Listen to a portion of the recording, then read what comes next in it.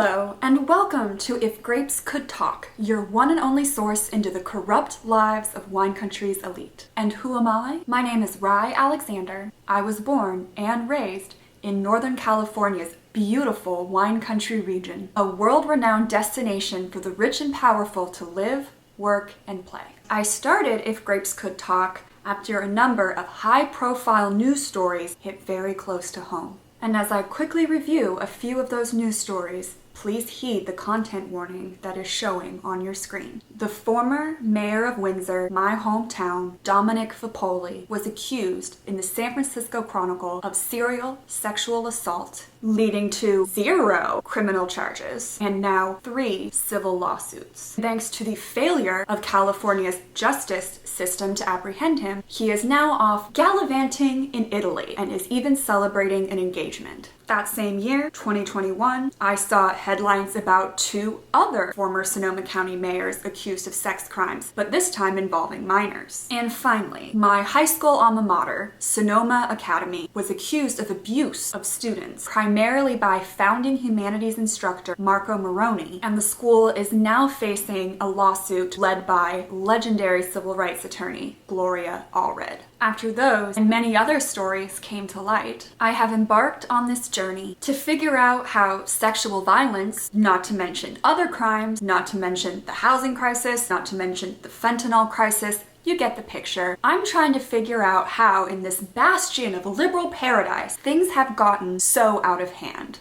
And if you would like to join me on that journey, please consider subscribing and following me on social media. Really, I'm only active on Instagram right now, but I am very active. I post to my stories pretty much every day. Today is part 1 in a series where I am going to tier rank over 100 members of wine country's elite, building up to a finale of the top 10 most evil wine country elites. And before we get into the very scientific way that I'll be ranking them, let's check in on what I mean by wine country elite. By wine country, I predominantly mean Napa and Sonoma counties, though according to Wikipedia, the region could include Mendocino, Lake, and Solano counties as well. Tell me why that's wrong in the comments. And by wine country elite, I mean wealthy and/or connected business owners in wine country who influence charitable and political causes through donations, board positions, and more, thus impacting the lives of the general public.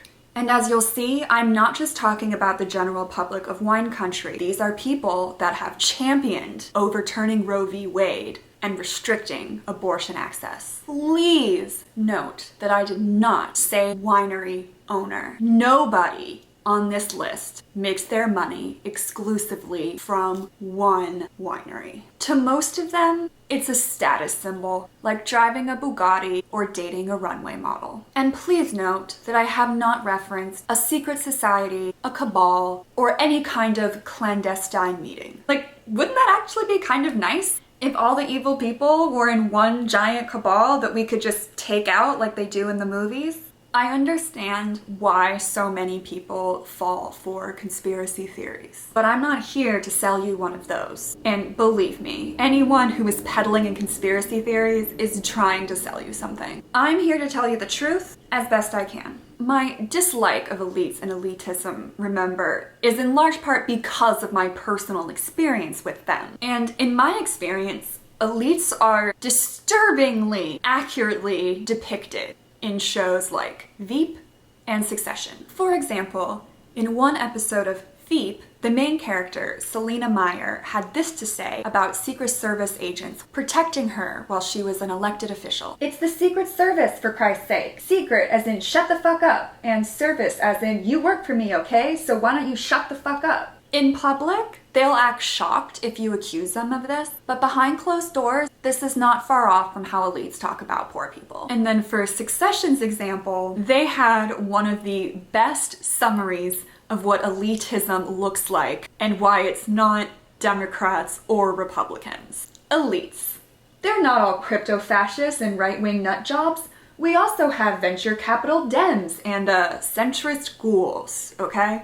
Elitism does not discriminate against political parties. Elitism loves political parties because it centralizes their influence over elections. So the problem isn't that elites are all shrewd, cunning, and organized around some grand master plan. Sure, some of them are, and we'll get to that. But anyone who has spent 5 minutes at a political fundraiser knows elites can be just as dumb as the rest of us, and they hate each other just as much as we hate them. The problem is they have their own little world that we're not a part of, but that's the world where all of the decisions get made. The list of people I'm ranking today, they're in that world. Or at least trying to be. And here is how I will be ranking them.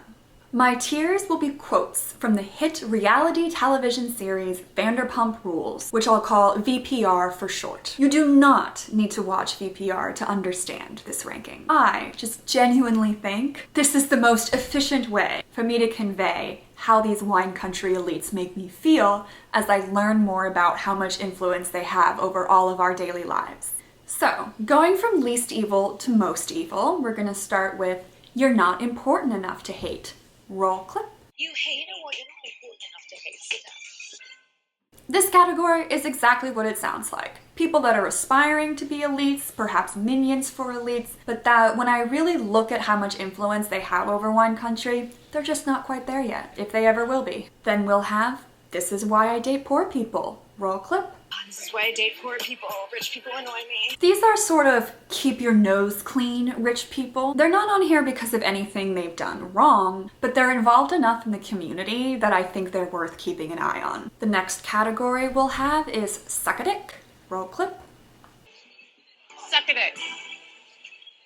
And these are wine country elites that I have some dirt on. I have some indication that they suck, but they're more annoying than evil. Next up, we will have choke. I don't care. Roll clip.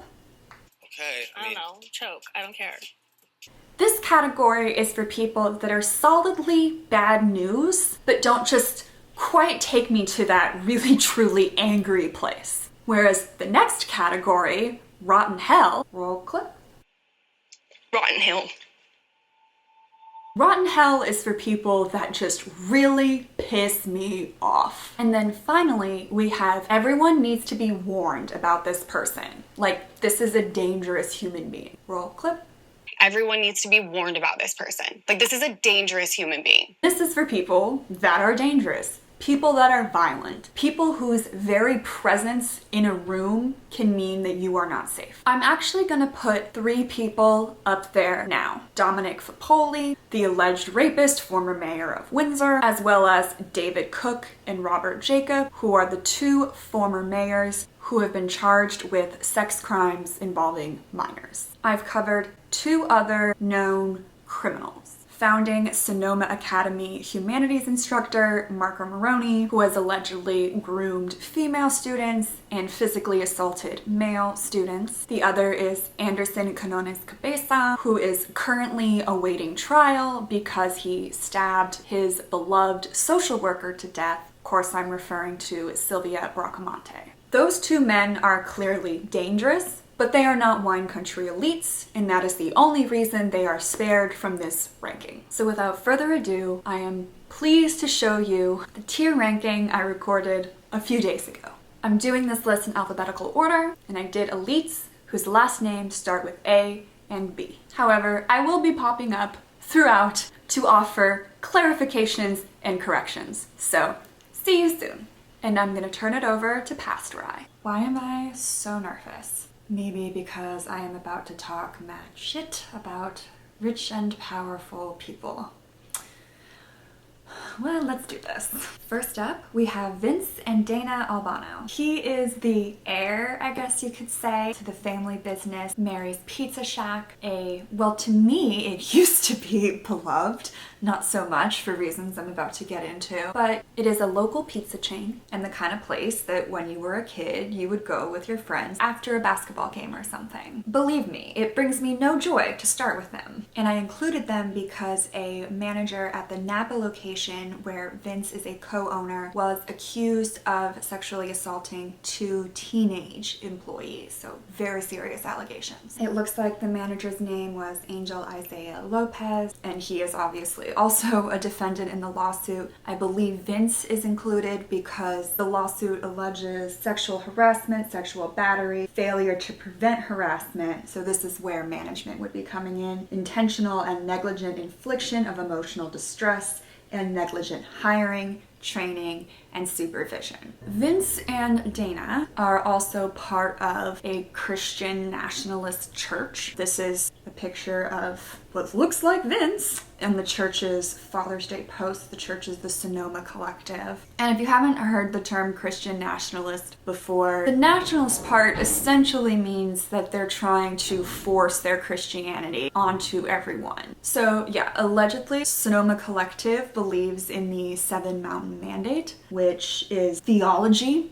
that believes it is their God-given right to take over the world. And the 7 mountains refer to like the 7 pillars of society that they need to take over in order to take over the entire world. And it's things like government, education, even the family. And so I think that's where homophobia comes in. Christian nationalist churches tend to be quite homophobic, if they weren't problematic enough already. The homophobia kind of goes hand in hand with these Christian nationalists' obsession with having lots and lots of babies. So just to give you a sense of how creepy this is in practice, I'm going to read a summary of a podcast. In Pastor Meyer's podcast, Pastor Meyer is the pastor of Sonoma Collective. Exiles in Sonoma. He states that as exiles in Sonoma, one should settle in and get comfortable. He goes on to say that one should get married, have sons and daughters, and multiply. Increase, do not decrease. Then marry off your sons and daughters. He ends the podcast with a story about Rosario Butterfield, a lesbian academic who, after being hosted for several years by the ministry, converts and is now married with children.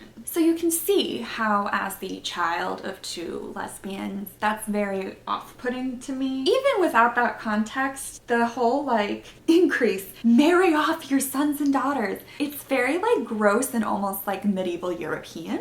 And it makes it all the more gross that the church's Instagram is covered in pictures of people's children, and it was really hard for me to track down images of Vince and Dana without their children in it. Because when you think about the writing on the wall here is that they're using children to increase the proportion of people in the United States, or Sonoma, starting smaller, growing, so that proportionally more people share their beliefs, and it makes it easier for them to turn that into legislation and whatnot. That's using children as props, as political tools. And again, so as the daughter as lesbians, people like this are always saying that my parents are unfit parents.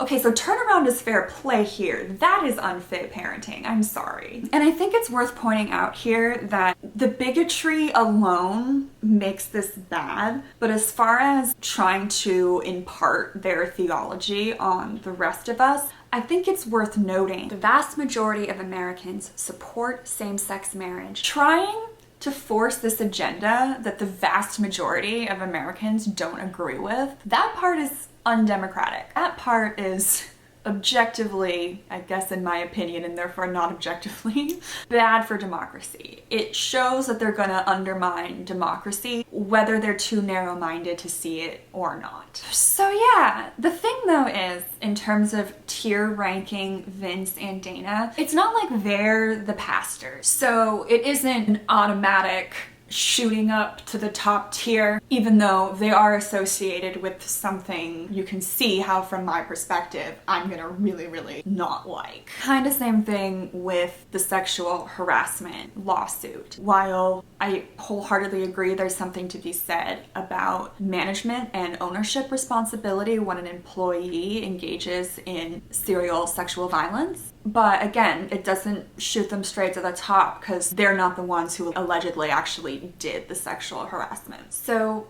I think for them, choke, I don't care. Next up, we have Karen Alves, who I have talked about so much. She was a friend of mine, and she was a friend of Dominic Fippoli's, and she chose Dominic Fippoli. She chose the alleged rapist. She loved Fippoli so much that she said on my Facebook page, if Dominic Fippoli is an embarrassment, then so am I. He turned out to be a violent criminal, allegedly. So what are you exactly then?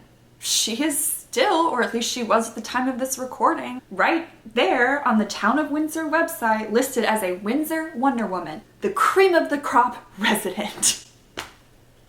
How are you not embarrassed? Like, see, this is why I don't talk about Windsor anymore. Like, look, let's be real. Clearly, I do not care if this woman rots in hell, chokes, sucks on a dick, whatever. But the reality of the situation is, Karen is the definition of not important enough to hate. And it fills me with absolute joy to tell her that. Next up, we have Lawrence Amaturo, who I've actually discussed a lot before in the Dominic Fapoli series, specifically The Corrupt Media of Wine Country Explained. Not only was he a Fapoli donor, but he also benefited financially from the Fapoli campaign because they bought radio advertising from Amaturo Media. He owns a number of radio stations in Sonoma County. He owns other businesses in Sonoma County, a car wash, and he co-owns Jim Bone Auto Group. And something that struck me while I was making this video, newspapers, they don't just cover government, they cover industry. And the more industries that a newspaper owner is involved in, the more potential there is for conflict of interest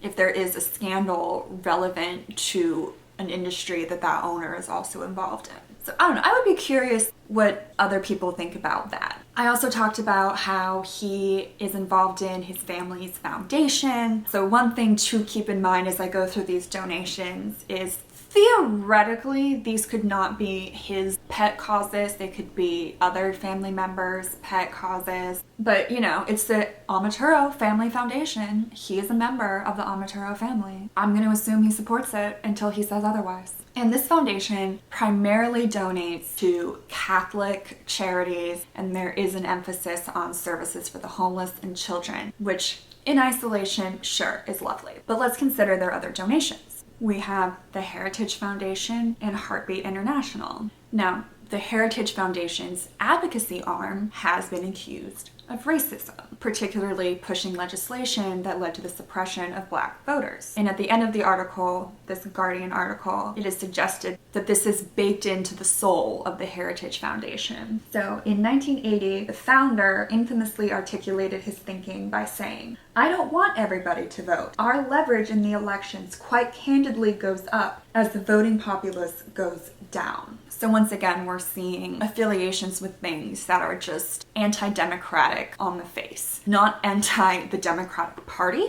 but anti trying to live in a democratic country. Heartbeat International is what it sounds like. They make pro-life pregnancy resource centers. But I'm not going to get into them too much since it is only a $50 donation. They donated $10,000 to Americans United for Life, and it says the purpose is for a post-Dobbs state-by-state strategic plan. Dobbs being the Supreme Court case that overturned Roe v. Wade and open the doors for states to ban abortion. So they're funding state-by-state abortion bans. And here's an overview from the Human Rights Watch on why abortion bans are dangerous. Increased maternal mortality and morbidity, a climate of fear amongst healthcare providers. Like, why do we want this? Not we. I don't want this. Because look, 60% of Americans say overturning Roe v. Wade was a bad thing, and 54%, a slim majority but still a majority, identify as pro-choice. So once again, even if we're going to legitimize these bigoted opinions that hurt people when they are forced through as legislation, this is unpopular legislation. This is anti-democratic. This is undermining the will of the people. I did not expect Americans to be more supportive of gay people than abortions. Why do you think that is? I'm stumped. Let me know in the comments. And then the foundation also donated $10,000 to Sonoma Academy to support DEI initiatives, and the largest donation I'll talk about today is a $50,000 donation to Sonoma County Children's Charities. Okay, jumping in here because I was just verifying that Sonoma County Children's Charities is a Catholic charity, and nothing comes up if you Google Sonoma County Children's Charities, so I have no idea where this $50,000 went. My guess is that it's an arm of Catholic Charities since they are emphasizing Catholic Charities in the memo. My take on this would be that it's worrying that folks who have such a clear agenda are the ones potentially dictating DEI initiatives and how funds for vulnerable children are being used. So that's where I'm at with it. I'm not saying thank you. Okay, and then since I don't know Lawrence as well as I knew Karen, I never met him. So I do try to get a sense, if I can, of what people are like through who their social circle is. So Lawrence is, it says, childhood friends with John O'Hurley. They also work together on the Schultz Celebrity Golf Classic. John O'Hurley is most famous as a Broadway performer, but he was also Elaine's boss on the hit sitcom Seinfeld. I'm sure you've heard of it.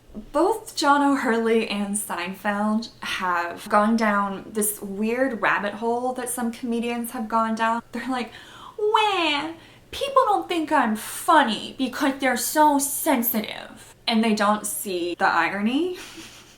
Is that irony? I think the word I was looking for was hypocritical. I also think it's particularly funny coming from people that I perceive to be, I could be wrong, but very gung-ho about free market capitalism. Because it's like, adjust to the market, my dude, if people don't find you funny. Am I right? Lawrence also seems to be friendly with Guy Fieri, the celebrity chef and Windsor resident, who in my opinion was instrumental in softening Dominic Fipoli's image. I'll get into that when I rank Guy Fieri, but just know that Lawrence Amaturo seems to have an affinity for Guy Fieri, and for reasons you will learn, that's not a positive in my book. And so for folks like Lawrence, I really do like to make images for myself to look at, to make note of their flow of influence. And so, you know, seeing someone whose business has profited off of a corrupt mayor's campaign that he even donated to, the concerns I brought up about multiple revenue streams that include media companies, and then my concerns about the agendas of the nonprofits that he donates to. He's not as hands-on as some of the other folks that we're going to be discussing, so he would land in choke. I don't care. What do you think? Am I being too harsh? Too mean? Too nice? Let me know. Next up, we have Darius Anderson, and just thinking about this man gives me a headache.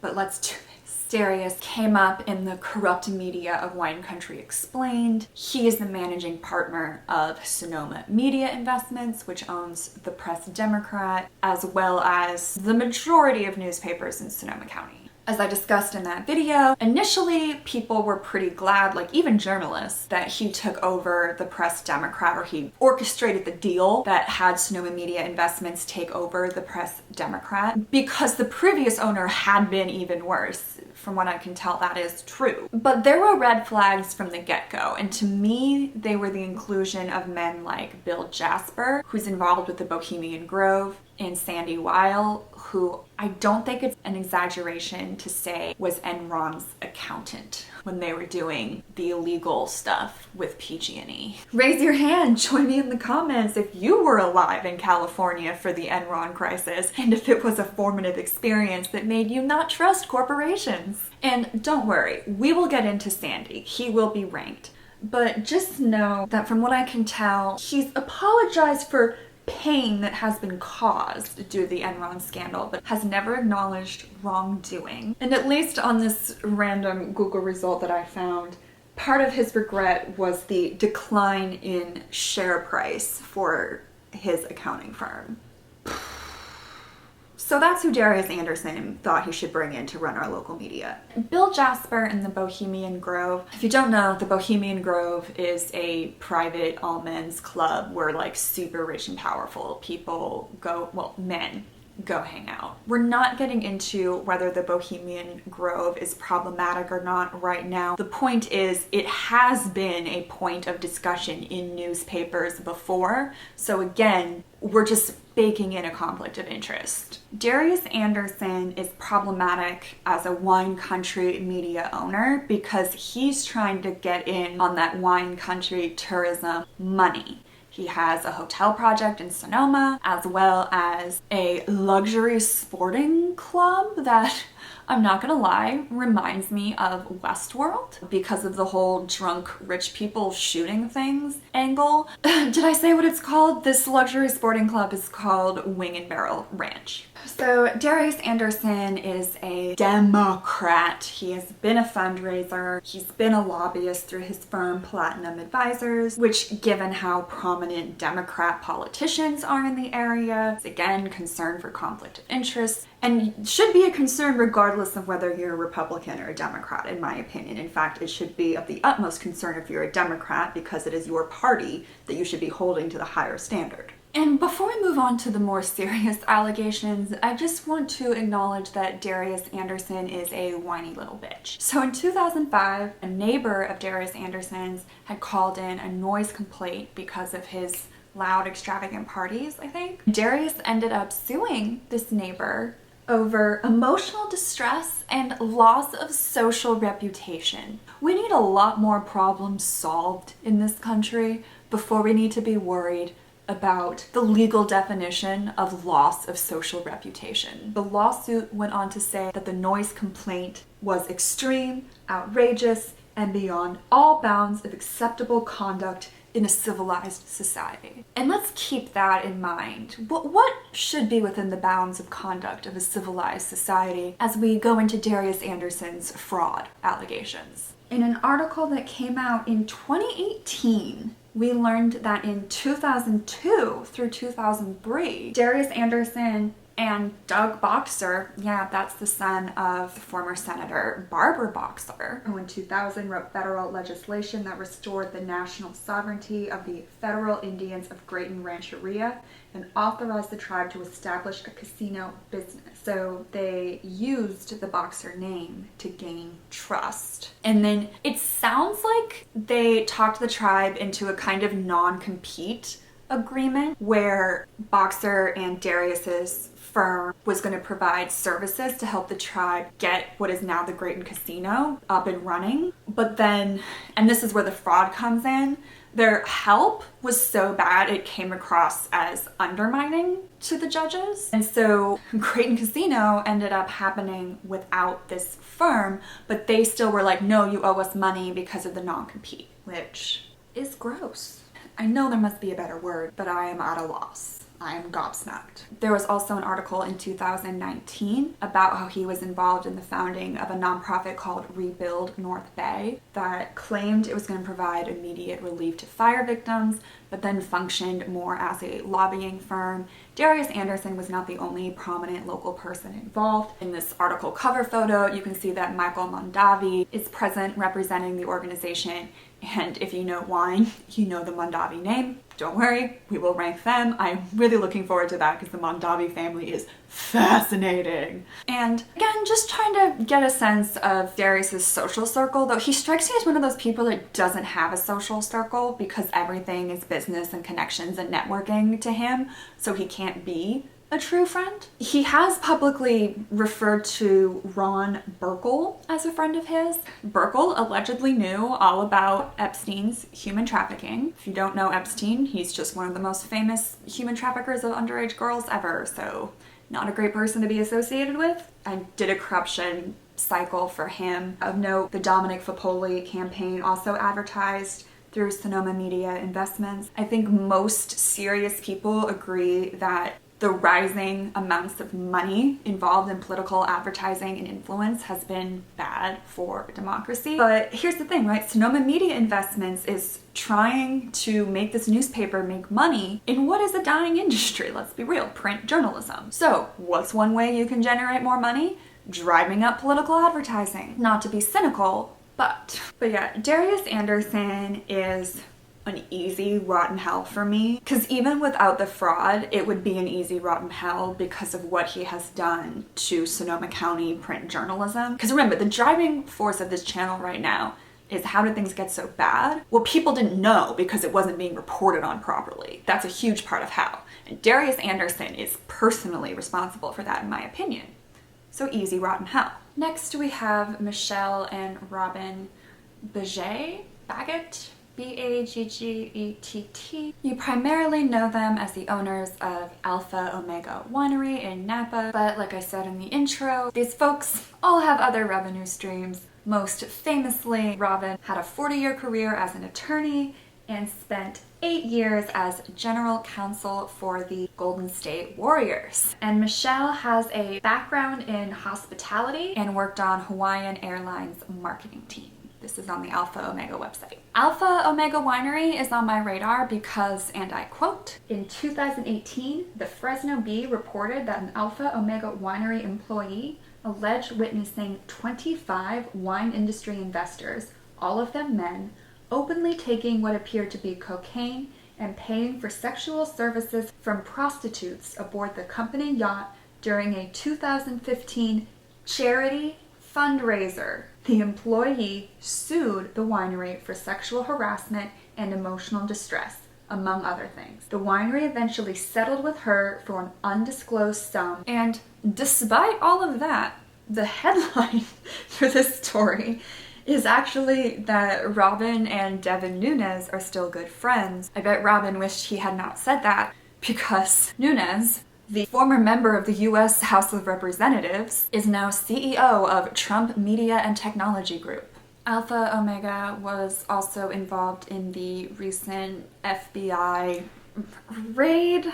I feel is a sensationalist term to describe what happened. A bunch of subpoenas were issued, and no one knows why yet, if they ever will, because I don't think any charges were associated with subpoenas in any of the articles I read. Correct me if I'm wrong. Reading from one of the articles, like several people interviewed, Robin speculated that one person of interest could be Napa County Supervisor Alfredo Pedroza, who has generated ire among local environmental activists because he is perceived as pro-agriculture, which in Napa Valley almost always means pro-winery.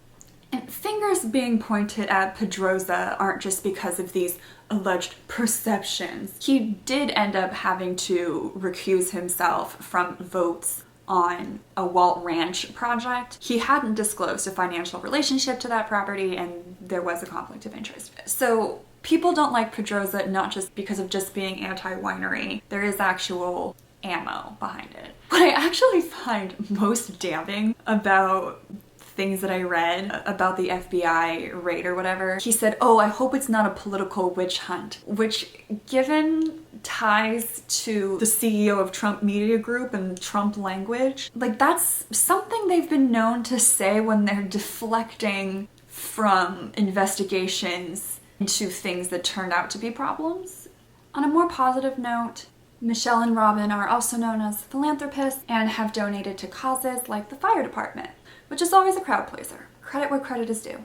And so I did make a corruption snapshot for them because I do think they're an excellent couple at towing that line of doing genuinely nice things for the community, but also having ties to things that definitely do seem shady. And elites really want us to be trained to look at this and see them as balanced. I just see them as trying to buy us off and just cynically like, yes, thank you for donating to the fire department, but you need the fire department just as much as the rest of us. Wildfire, tragically, is the great equalizer. But again, from what I can tell, these guys aren't as hands-on in the problematic organizations as some of the people that are coming up or that I've even discussed already, like Darius Anderson. So for them, it's gonna be choke. I don't care. Next up, we have Barbara Banke of Kendall Jackson Wines. One could argue that she is one of the most successful wine business people ever. She makes a lot more sense when you think of her as a land use attorney than as a winemaker.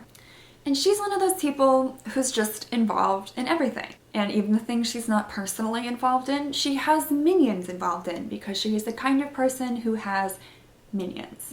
Do I have an article that proves that definitively? No, I do not. But I live in Sonoma County. I had a gift shop. People came in. They talked to me why they bought earrings. That is what I was told. Banke made headlines recently because she was listed as the co-host of a Trump fundraiser, and Darius Anderson's press Democrat was very quick to let the public know what was going on. Yes, that is sarcasm that you detect in my voice. They released this very strange, what I would almost consider a puff piece, that let it be known that Barbara Banke did not consent to have her name on the invitation. Correct me if I'm wrong, no statement has been put out that's like Barbara Banke condemns Trump or anything like that. So yeah, the Press Democrat piece, it's saying she's not associated with the event. Then it's like, oh, she has these businesses. Oh, she donates to these causes. And then the last little bit is that she donates to politicians, and there it does acknowledge that she donates to conservative like Mitch McConnell and Ted Cruz. Ew. But it emphasizes that she donates to both sides, which is also the conclusion of my research. But what makes absolutely no sense to me, because it took me 15 minutes to find this myself, is that Barbara Banke has donated to Kelly Craft's Super PAC, the woman who was like actually hosting the event, Ambassador Kelly and Joe Craft III. She ran in a GOP governor primary, and Barbara Banke donated $50,000 to her Super PAC. Wouldn't that be the headline? Or at least like the point of emphasis?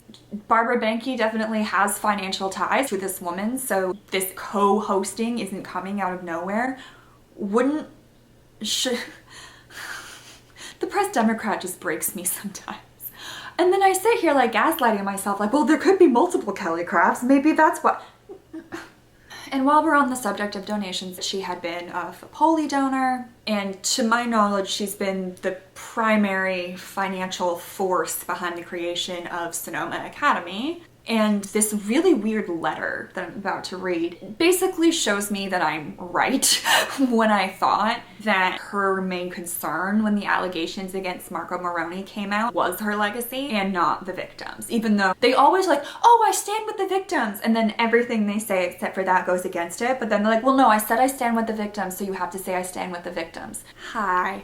So I just need to interject here vis-a-vis Sonoma Academy. So when all of the allegations came out primarily regarding founding humanities instructor Marco Moroni, founding head of school Janet Durgan kind of ended up taking all of the blame. And while I think she did deserve to take a lot of the blame, things like this are never just one person's fault. And Janet being scapegoated, as you'll see in the letter I'm about to read, kind of allowed people that were close to her at Sonoma Academy to defend themselves and their legacies by defending her and her legacy. So let's take a look. So she and a bunch of other founders of Sonoma Academy and former trustees circulated this letter, and it said it was from concerned friends. So trying to distance themselves from their position of authority. And so they say, we are confident that there are literally thousands of alumni who thrive today in great part because of their years at SA. We and those alumni owe the very existence of Sonoma Academy to Janet, our founding head, who overcame crisis after crisis during her 20 years at the helm. She deserves to be celebrated, not vilified and shunned. And here's the thing. It's up to the community who we want to celebrate and who we want to vilify and shun. We've made our decision, and you can't use your position of authority to force us in another direction. And the last thing I need to admit is that my opinion of Barbara is very impacted by the fact that she's a gambling addict. I mean, she's into high-end competitive horse racing. I'm sorry if that is offensive, but that is where I'm at. My understanding based on the critically acclaimed film Seabiscuit is that it's bad for horses, so it makes no sense. They claim they love horses, but they do this, it's bad for them. It must be a compulsion, so that's where I'm at. Again, I make these little diagrams just to help me synthesize all of this information. I did include in this corruption snapshot, so I'll touch on it. In the Dominic Fapoli series, I spoke about how she had donated to this super PAC called Monica PAC that backed an unsuccessful politician and then started helping other politicians, but also investing in shady voting apps, like phone apps, and was working with Robert Strick, who has gone on KSRO and said that like he is a friend of Fapoli's. It was so weird. He was both defending Fapoli and acknowledging he was probably a sexual predator. It was one of the strangest radio interviews. And even though she is very tangentially related to Monica Pack, I always think of it when I think of her, that she is the kind of billionaire that allows her money to go into these shady packs. But yeah, so she, for me, it's a little bit more personal with her because of the Sonoma Academy of it all. And Again, the driving question here, how did things get so bad? Like I said, she's involved in so much, she can't not be a part of the answer to that question. So, rotten hell.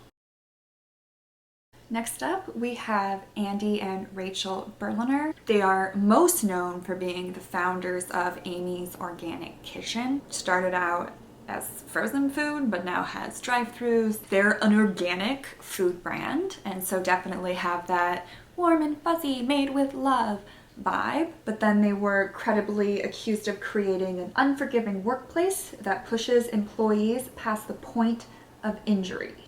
And that was really gonna be it about them. But then when I was researching, I think this is by far the most wild thing that I learned, which is I'm going to allege that they are spreading a corrupt international cult. Let's get into how I'm gonna justify that. The cult in question in the US is known as Science of the Soul, but it's based in northern India, and that's where the head guru lives. And I say it's corrupt because the guy in line to be the next guru has been accused of fraud and using very shady business practices to funnel money from his pharmaceutical company to the cult and the guru. The guru is his mother's cousin, but became a surrogate father after his own father's death in 1990. I'm not a cult expert, so I cannot say for sure whether they meet the criteria. What I will say is that on Indian subreddits, they talk about this organization like it is a cult.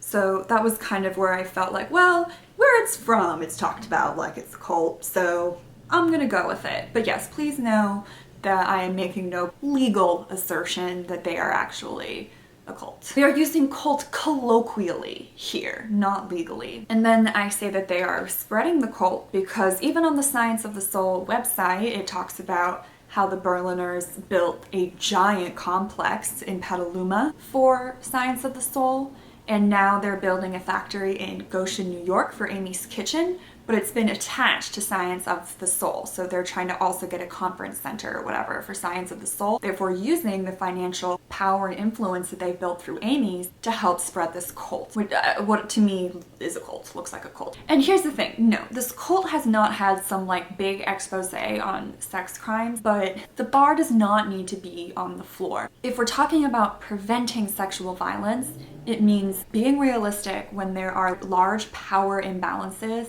in organizations. Some folks think of this guru like a living deity. That is about as big of a power imbalance as you're gonna get. And that's the kind of place that attracts predators. And that's why in places like that, I almost feel like saying there hasn't been an expose yet. So yeah, the cult thing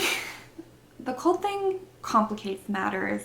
I'm really torn between choke and rot. So let me know what you would pick. If there were actually a big expose on the cult, I think that I would go rotten hell. Ugh, am I being a hypocrite? I'm gonna go with choke, I don't care. But I am not confident in that as I have been in the others. So yeah, choke, I don't care is what's happening. Next up, we have Duff Bevill. And I apologize in advance. It is very hard for me not to mess up and say Buff Defil when I talk about this man, but I'm gonna do my best. He's the owner of Bevill Vineyard Management, and he has ties to the Sonoma County Farm Bureau. Note dude in Bevill hat is what it has in my notes. So he has been credibly accused of undermining efforts by workers to advocate for better conditions and things like hazard pay. Sort of the main group associated with this push for better workers' rights has been North Bay Jobs with Justice. And there was kind of an incident where there was a hearing with the Sonoma County Board of Supervisors. People showed up claiming to be workers and were discrediting North Bay Jobs with Justice. Now the Guardian is saying that they were actually managers or that they felt pressured because of their work visa status. So these allegedly fake protesters essentially were brought in Bevill Vineyard Management vans. And then around that time, this website called Sonoma Wise came up that was very obviously responding to North Bay Jobs with Justice's claims. It didn't actually say like who they are, but it did mention the Sonoma County Grape Growers Foundation, which again, Duff Bevill is chairman of, or was at that time. And to be fair, Bevill has allegedly gone after North Bay Jobs with Justice, North Bay Jobs with Justice has definitely gone after Duff Bevill because they showcased some paperwork that he submitted to send vineyard workers into a hazard area. And in it, he didn't actually say how many workers, and it still got approved. So he's part of it for sure, but the post is highlighting a systemic issue. Actually, the thing that's most fascinating about this, as just a Californian in general, is paperwork got through quickly. That is suspicious, I'm not gonna lie. But here's the thing, I follow North Bay Jobs with Justice. I believe that they are who they say they are, a group of workers advocating for workers' rights. Yeah, cynically, you could say they have an agenda, but I don't have a problem with that because they're being upfront about it. Whereas if we look at Sonoma-Wise's website, you know, much like when the Sonoma Academy trustees were like, oh, we're just concerned friends. Okay, initially Sonoma-Wise is claiming to represent the wine community, but then just a few lines later, they're acknowledging that they're actually employers and landowners. So what, employees aren't part of the wine community? Well, thanks for finally admitting that's how you feel. The part where they also brag about how they have this foundation and they never turn anyone away is so gross. I've talked about billionaire winery owners already, and now they're bragging about having employees that have to rely on a foundation. Is it just me? Is it just me? So, as fired up as I am, I don't think Duff Bevill is like the worst of all that. You know, like I said, like Barbara Banke has minions, like it's giving minion.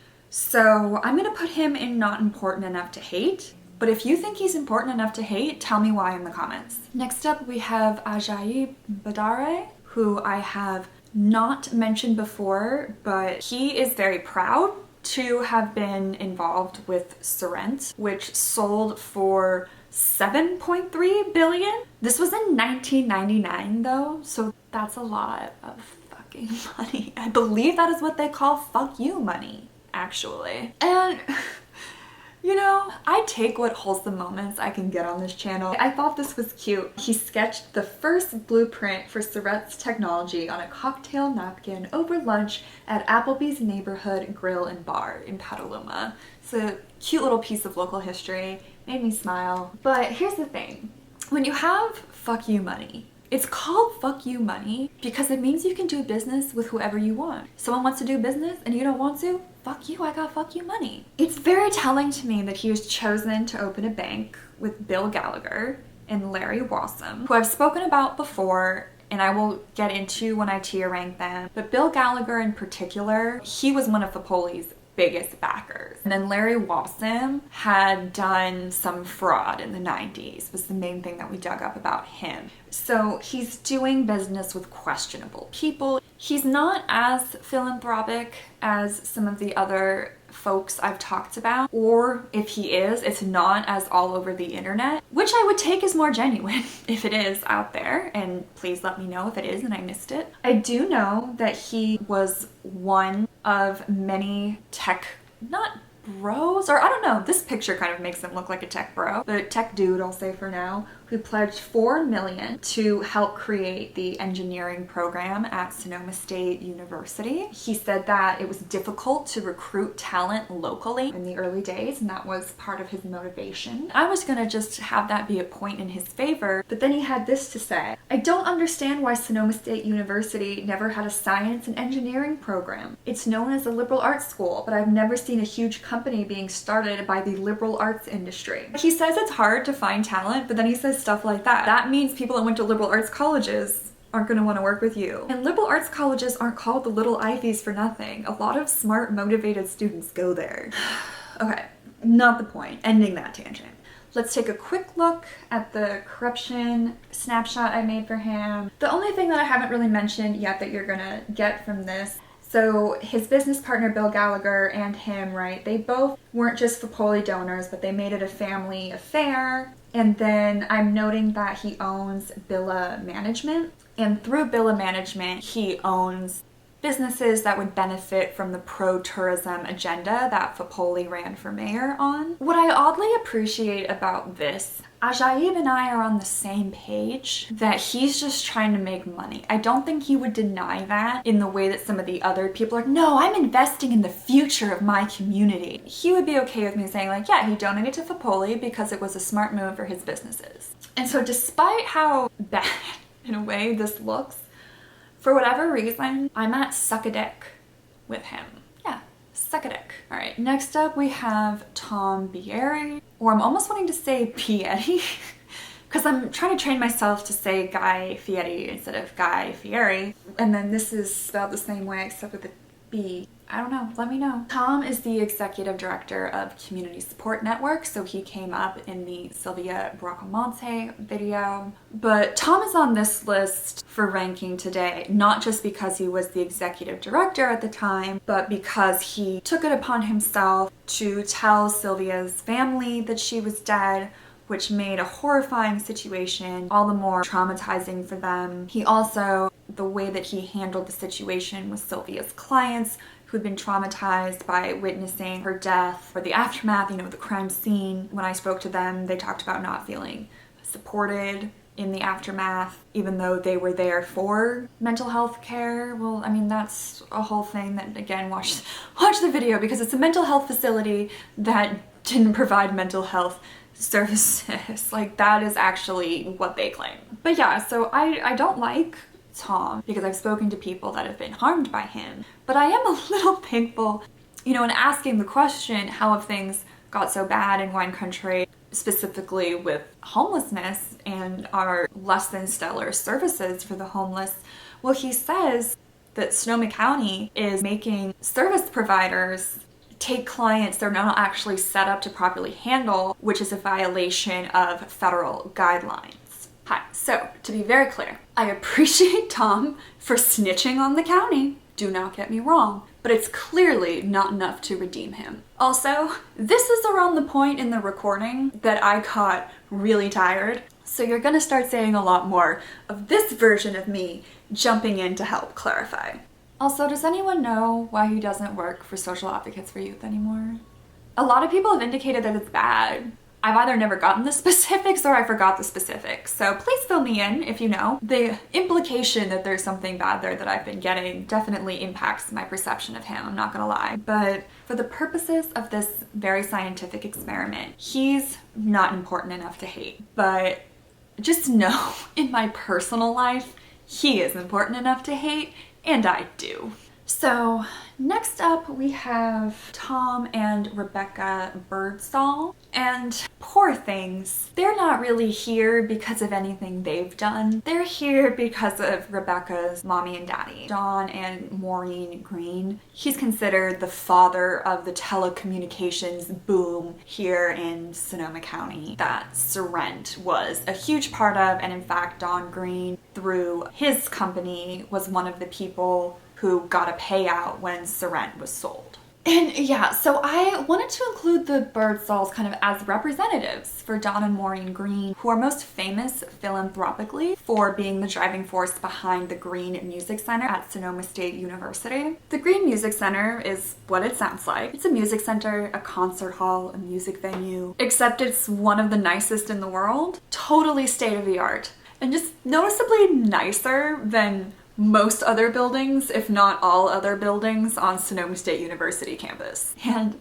whenever I meet someone who either goes to or went to Sonoma State University, I'm like, what would you like me to investigate? Why do we have the Green Music Center? Always, immediately. Because it's not like they hate it or they think it's a bad thing, but it's just so out of place and they don't really care. And they're just like, there seems like there were better things to spend that amount of money on. It actually, at the time, was the largest donation in California State University history. And again, to complete the Green Music Center, they had to rely on the likes of Sandy Weil, who, as I discussed with Darius Anderson, I don't think should be allowed to step foot in California. Like, what the hell? However, whereas Duff Bevill was allegedly very antagonistic with North Bay Jobs with Justice, at least one nonprofit Tom Birdsall has been involved in actually works with North Bay Jobs with Justice. Also, whereas Barbara Banke has failed to have the self-awareness to recognize she's putting her legacy and Janet Durgan's legacy ahead of victims of abuse, Birdsall is part of a contingency of trustees that seems to actually be trying to stand up to these founding trustees and say, no, your legacy actually doesn't matter. Now again, cynically, I'm not a lawyer, this is speculation. Legally, it is behoof or whatever of the current trustees to distance themselves from the mistakes of former trustees and really nail the retirement of Janet Durgan as the moment that Sonoma Academy handled things properly. But I mean, just looking at Tom's bio from the Sonoma Academy website, he's the founder and president of California's Artisan Cheese Festival. He's been involved in developing and managing hotels and serves on the board of Sonoma County Tourism. They're involved and they've made money through their own tech investments, but you know, that's the thing. Sometimes folks with wealthy parents would say, oh, well, I made money off of my own savvy investments, but it's like, well, you only knew the people because you knew them through your parents. How many people didn't get the opportunity to even know about this business because they didn't know your parents? And, you know, it lists that one of them is Advanced Fiber Communications. That's the business I referred to Don Green having that invested in Sorrent. So that was literally your father-in-law's company, if I understand any of this correctly. As always, correct me if I'm wrong. They were Fapoli donors, actually at the same time as the Bhadares, and I would have to go behind a paywall to confirm this, so take it with a huge grain of salt. But a corporate wiki was indicating that Bhadare and Birdsall were actually working on a hotel together at that time. But that's an unverified rumor, so grain of salt. But yeah, so all of this is to say, you know, looking at their corruption snapshot, yes, okay, the Green Music Center, it's a concert hall nobody asked for, not the worst in the grand scheme of things, and they didn't even do it. They're close enough to shady things that despite them being some of the closest to values aligned with me of anyone I'm going to talk about today, I still have to put them in, this is why I date poor people. I mean, this is why I date poor people, right? I'm saying these are the best I could find, and it's still like, yeah, but look who you hang out with. At best, we could get one-on-one coffee sometime and talk about a fundraiser. I couldn't date you. Not that they want to date me. They probably think this pink thing is insane. It comforts me, and this is hard to do. Next up, we have Jean-Charles Boisset and Gina Gallo. And these would be the two that could compete with Barbara Banke for most successful wine business people. They inherited wine empires, but they're up there as far as name recognition, influence, and respect within the industry. As far as I can tell, if you're in the industry, tell me why I'm wrong, because I'm sure I am once you get into the nuances. I've really only talked about Jean-Charles before because he was involved with a brewery with Dominic Fapoli and Clay Fritz. The San Francisco Chronicle recently had to issue a correction because they said that Fapoli and Boisset were partners, but apparently it was actually only that Boisset bought the brewery. Now, going back to an article that came out at the time, it says Boisset said, "Why should we be in Napa when we can be in Sonoma?" Explaining that a conversation on a dance floor in Oklahoma City between him and Dominic Fapoli, who owns Christopher Creek Winery and is now the mayor of Windsor, and Clay Fritz of Fritz Winery, led to the trio's partnership in Windsor Brewing. And then this is a picture of Fritz and Boisset at an event to promote their partnership. And I did not do an entire snapshot for Boisset, but I think it's notable that Fapoli wasn't the only member of that not a partnership who was involved in Windsor government. Clay Fritz was also a planning commissioner. So no, I didn't do an entire snapshot of Boisset. I just did this. I just did that he thought it was chill to buy a business from two people in government who were gonna have influence over the success of that business. So it shows a willingness to really flirt that line with corruption. And I think just like, because I get criticized for playing too fast and loose with the word corruption, even though like in talking to lawyers, it's one of those things that doesn't have a hard and fast legal definition. It matters by jurisdiction. We actually, as the public in a democracy, we are encouraged, like supposedly, to really be specific about what we want to say corruption is.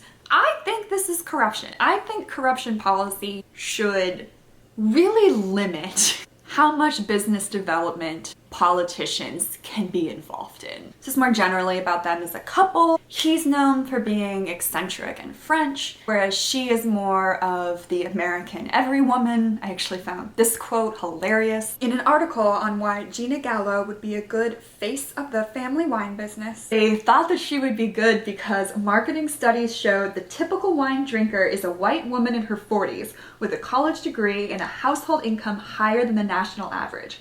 All embodied by Gina Gallo. And I'll get more into this with her brother, I think it is, that I'll be ranking with the G's. But the Gallos are also very fascinating, and they had a reputation for being ruthless. Like, even with each other, there were some nasty lawsuits about, like, cheese. That's an oversimplification. But yeah, I'm convinced by this article's argument that it was a very smart strategic move to soften the image by getting rid of the old men as the face of the company and having Gina soften the image. Last thing on them, they are doing, well, JCB at least, is doing business with a real estate tech company, Picasso, that a lot of Napa residents don't like, to the point they threatened to use the restroom on this company's property. I think that means they were threatening to shit on the lawn. That is some bad blood. So yeah, for ranking them, I do want to circle back to the Fapoli on a dance floor thing, because I've talked about how my issue with a lot of folks in Windsor that spend a lot of time with Fapoli saying they didn't know is that if you spend a lot of time around even just like you just spend 10 minutes around him, in my opinion, you can tell there's something wrong with the way he drinks, and particularly the way he interacts with women when he drinks. It implies to me that there is something fundamentally wrong with Boisset's judgment that he decided to go into business with Fapoli on a dance floor. But then I have to remind myself that the elite mindset, and this is again based on my experience and conversation with them, actually oddly enough in talking about Trump, where they were like, because someone is successful in business, it means they're smart, and it means it's like okay that they're an asshole because they're an asshole in like the good businessman way. I don't have time to unpack that too deeply. Just know those are the gears that are turning as I decide that JCB and Gina Gallo are suck-a-dick. Okay, next up we have Doug Bosco, who you already saw on Darius Anderson's corruption snapshot because he's both a former Democratic politician and now the general counsel for Sonoma Media Investments. He really wants his legacy to be as like a pro-environment politician, but I did see pushback against that throughout the articles that I was reading on him. And it just reached a point where if I was going to spend more time on it, then I would just needed to do a video about him. So let me know in the comments, do you want a Doug Bosco video? Much more intriguing than his environmental legacy, to be perfectly honest with you, is that in the 80s, he seems to have been associated with a shady loan company, Centennial Savings and Loan Association. And I would love to read a quote for you about a party that this financial institution threw. Jugglers and violinists entertained the crowd of 600. Roman-style trumpeters heralded the arrival of each dinner course. Persian rugs covered the floor, and a forest of live evergreen trees sparkled with tiny lights. I've been to parties at the White House, embassies, and places like that, Bosco said recently. But this was by far the most opulent. The effect was very magical. It showed a lot of taste and a lot of class. So I guffawed when I read that for the first time, because, and admittedly this isn't really what they were describing, but I was picturing like Moulin Rouge, the film. And so he said that it was really classy. I cackled. Because Moulin Rouge is a lot of things. I don't know that it's classy. Representative Bosco received several campaign contributions and more than $200,000 in loans, but the bank eventually had to be seized by the government, and he defended the savings and loan publicly and criticized the authorities who seized it in 1985. Today, in 1986, he says he believes the takeover was improper. And then in a 1994 campaign, he offended the mother of a murdered child to pose his opponent as soft on crime, leading her to endorse Bosco's opponent. Even though that's a long time ago, just as far as sussing out someone's character, that's seeming selfish and unempathetic, to say the least. Also, soft on crime can be a bit of a racism dog whistle. Whenever I say that out loud in Sonoma County, someone has a meltdown. So I'm almost like this saying it. And when I was making my notes, I was really obsessing about how, so he was appointed chairman to the State Coastal Conservancy in 2004 by Schwarzenegger. And before that, in 2003, he'd just been appointed to it, but not as the chairman, by Gray Davis. It might be helpful context for you to know that Gray Davis and Arnold Schwarzenegger were California governor. Gray Davis was actually recalled as a result of the Enron scandal I've been alluding to, and Schwarzenegger was his replacement. Notably, Gray Davis was a Democrat, and Arnold Schwarzenegger is the Terminator. I mean, a Republican. On the current website, the organization says that Gray Davis appointed him, which to me made it sound like they were saying Gray Davis appointed him as chairman, but it was Schwarzenegger who did that, and I know that from an article here where it says that he was doing a fundraiser for the Republican Schwarzenegger despite being a Democrat. Not that I really care, but flip-flopper. And he was doing this fundraiser as a thank you for the chairman position. That doesn't sound corrupt. Sarcasm. Bosco's a weird one, because it's kind of become apparent that a distinguishing factor for me is, okay, well, a lot of these people have ties to organizations that I would prefer not exist. But how hands-on are they really with this organization?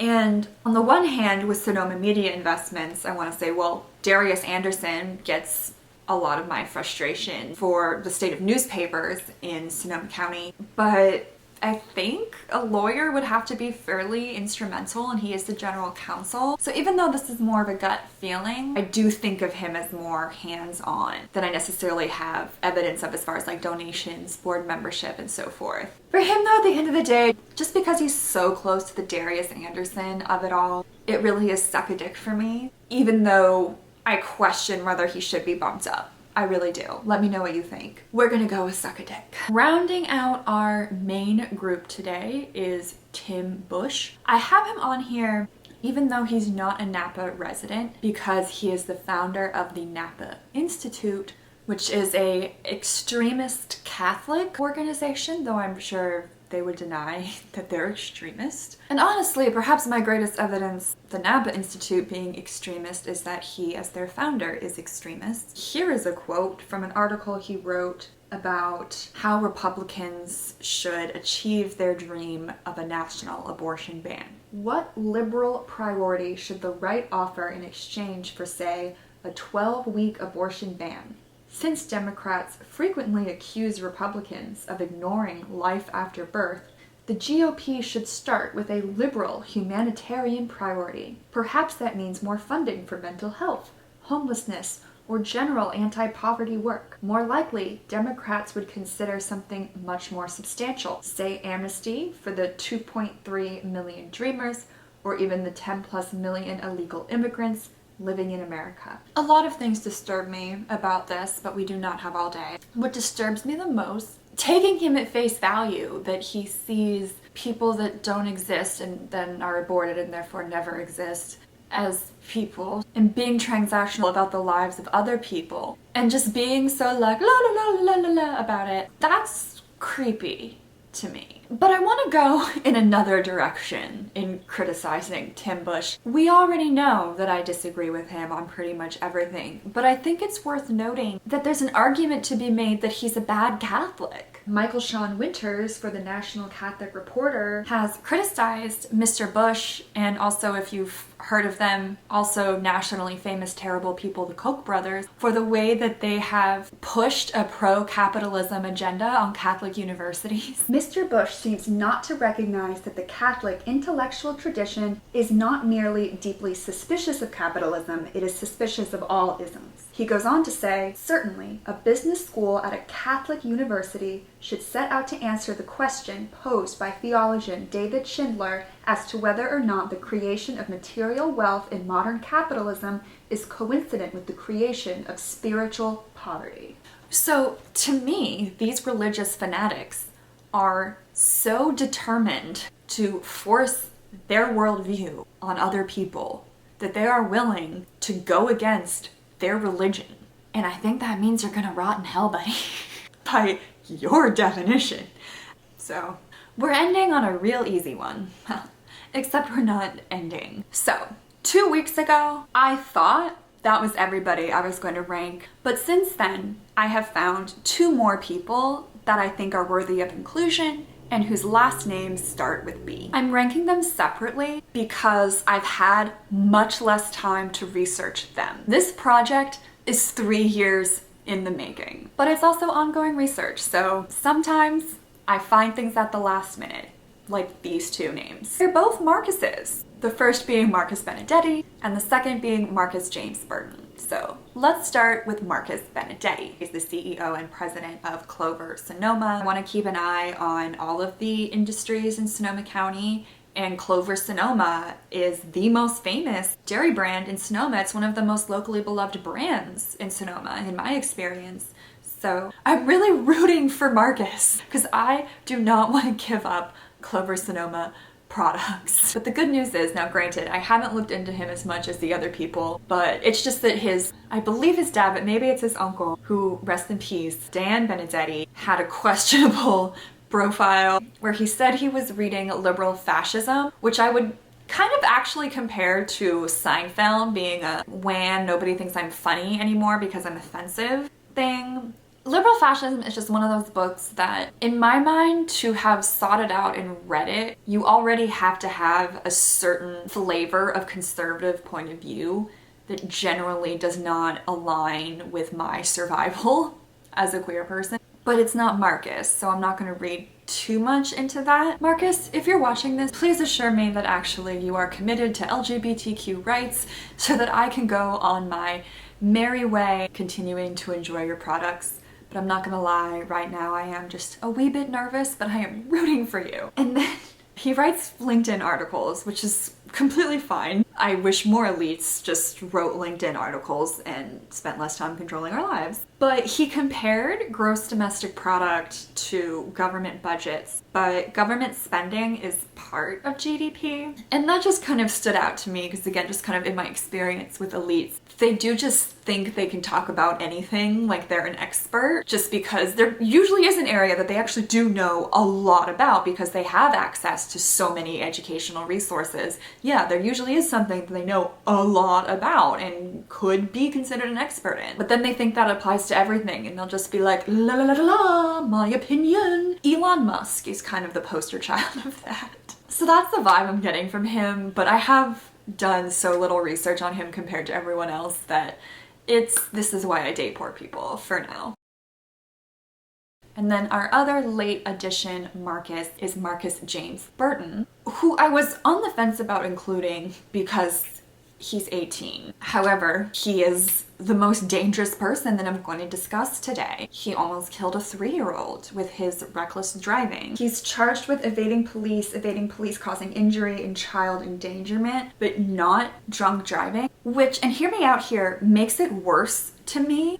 Cause like going to Sonoma Academy, it was very normal for kids to get drunk and drive. Like, I'm sorry, it just was. People weren't just recklessly driving for the sake of recklessly driving. To me, there's something more sinister about that. I was actually in court watching Sylvia's case. So Marcus got called up and then his lawyer, whose last name is Passalacqua, came up, and that also set off alarm bells for me that this might be a case to pay attention to. Passalacqua is like a respected name that I've heard people talk a lot about. It's like one of the big families in wine country, which at this point means that's almost like a red flag.